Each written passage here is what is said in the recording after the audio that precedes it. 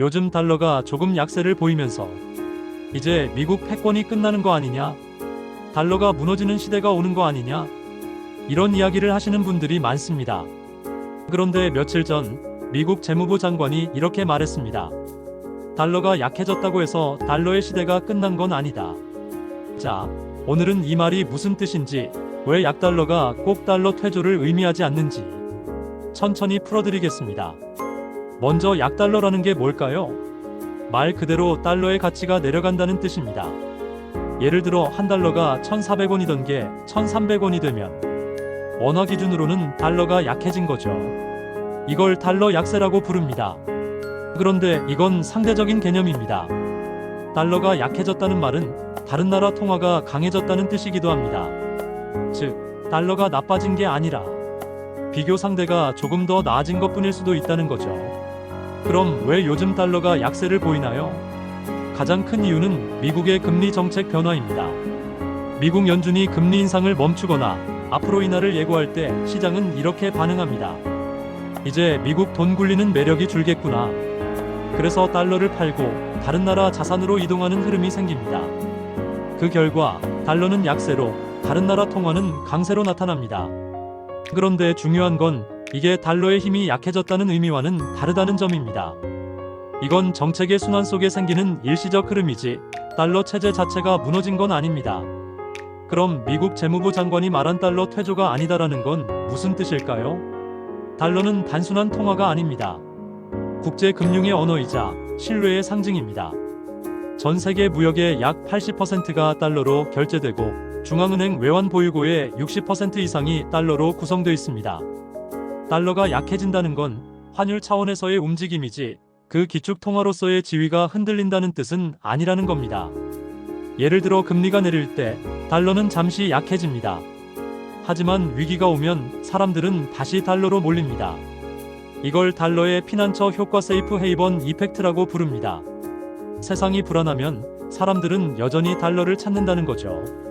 그럼 왜 사람들은 자꾸 달러의 시대가 끝난다는 말을 할까요? 그건 디지털 화폐의 부상과 중국 위안화의 확장 때문입니다. 중국은 위안화를 국제 결제에 더 많이 쓰기 위해 BRICS 국가들과 연합을 강화하고 있습니다. 또 일부 산유국들도 달러 대신 다른 통화로 거래를 시도하고 있죠. 게다가 CBDC, 즉 중앙은행 디지털 화폐가 등장하면서 기축 통화의 시대가 달라질 수 있다는 전망도 나옵니다. 하지만 이건 아직 대체라기보다 보완의 수준입니다. 달러는 단순히 미국의 돈이 아니라 국제 금융 시스템의 운영 언어이기 때문입니다. 모든 은행, 모든 결제망, 모든 채권의 기준이 달러를 중심으로 맞춰져 있습니다. 이걸 완전히 바꾸려면 단순히 새로운 화폐를 만드는 게 아니라 금융 인프라 전체를 갈아엎어야 합니다. 그래서 미국 재무부 장관은 단호하게 말한 겁니다. 달러는 여전히 글로벌 시스템의 중심에 있다. 그럼 약달러는 우리에게 어떤 의미인가요? 이건 굉장히 흥미로운 질문입니다. 달러가 약세로 가면 신흥국엔 기회이자 위험이 동시에 옵니다. 먼저 기회부터 볼까요? 달러가 약해지면 원화 가치가 상대적으로 올라갑니다. 즉, 수입 물가가 낮아지고 인플레이션 압력이 줄어듭니다. 또 달러 강세로 인한 외채 부담이 줄어들기 때문에 신흥국 경제엔 숨통이 트이죠. 하지만 동시에 수출 기업에는 불리합니다. 달러로 돈을 버는 기업들은 환율이 내려가면 매출이 줄어드는 효과를 겪습니다. 즉, 달러 약세는 내수엔 긍정적, 수출엔 부정적 영향을 주는 복합적인 변화입니다. 그럼 미국은 왜 약달러를 그냥 두고 볼까요? 사실 미국은 강달러도 약달러도 모두 전략적으로 사용합니다. 달러가 너무 강하면 수출이 어려워지고 미국 기업의 경쟁력이 떨어집니다. 그래서 경기가 둔화할 때는 약달러를 유도해 경제에 활력을 주려 합니다. 반대로 인플레이션이 심하거나 해외 자본을 끌어올 때는 강달러를 택합니다. 즉, 달러의 방향은 정책 도구이지 힘의 약화가 아닙니다. 이건 달러가 얼마나 강력한 통화인지 보여주는 증거이기도 합니다. 그럼 앞으로 달러는 어떻게 될까요? 앞으로는 단기적으로 약달러, 중장기적으로는 안정 국면이 이어질 가능성이 높습니다.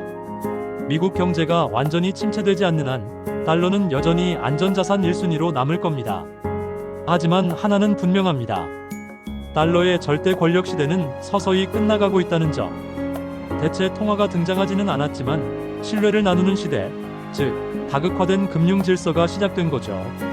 달러 중심의 세상에 위안화, 유로화, 그리고 디지털 통화가 함께 어깨를 나란히 하는 시대가 오는 겁니다. 이건 달러의 몰락이 아니라 달러가 협업의 시대로 들어가는 과정이라고 봐야 합니다. 강대박이라면 지금 달러를 어떻게 보느냐고요? 저는 이렇게 말씀드리고 싶습니다. 달러의 시대가 끝나는 게 아닙니다. 달러의 독주가 조정되는 겁니다. 경제는 늘 주기적으로 순환합니다. 달러가 강할 때도 있었고 약할 때도 있었지만 결국 위기가 올 때마다 달러는 다시 중심으로 돌아왔습니다. 미국의 재무부 장관이 말한 것도 그겁니다. 달러 약세는 일시적인 숨 고르기일 뿐 패권의 퇴조는 아니다. 그 말은 결국 신뢰의 언어로서의 달러는 아직 건재하다는 뜻입니다. 정리하겠습니다. 달러 약세는 미국의 금리와 경기 순환에 따른 자연스러운 현상이다. 달러의 퇴조란 환율이 아니라 국제 신뢰 체계가 흔들릴 때를 말한다. 지금은 체계가 아니라 정책적 조정의 시기다. 위기 때 사람들은 여전히 달러를 찾는다. 달러는 약해질 수는 있어도 사라지지는 않는다. 결국 약달러는 달러의 퇴조가 아니라 미국이 숨을 고르는 과정입니다. 달러가 약해지는 건 미국이 힘을 잃어서가 아니라 자신있게 조절할 여유가 있기 때문이죠. 경제의 중심은 여전히 신뢰이고 그 신뢰의 상징이 바로 달러입니다. 그래서 지금 이 약달러는 퇴조가 아니라 전략적인 휴식입니다.